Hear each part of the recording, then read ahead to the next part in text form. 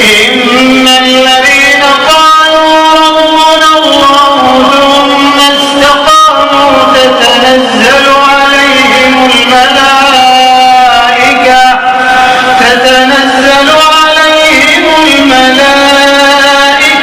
ألا تخافوا ولا تحزنوا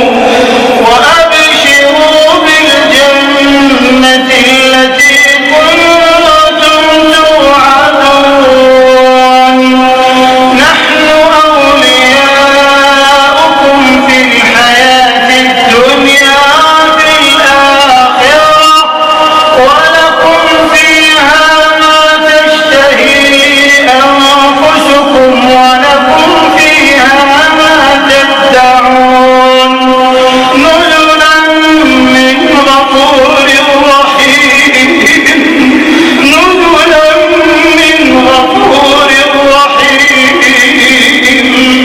ومن أحسن قولا ممن دعا إلى الله وعمل صالحا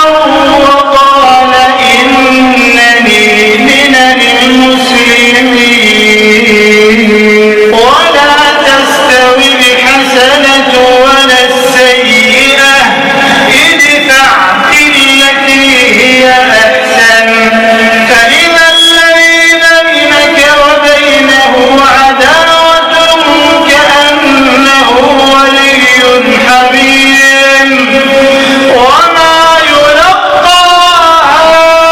إلا الذين صبروا وما يلقاها إلا ذو حظ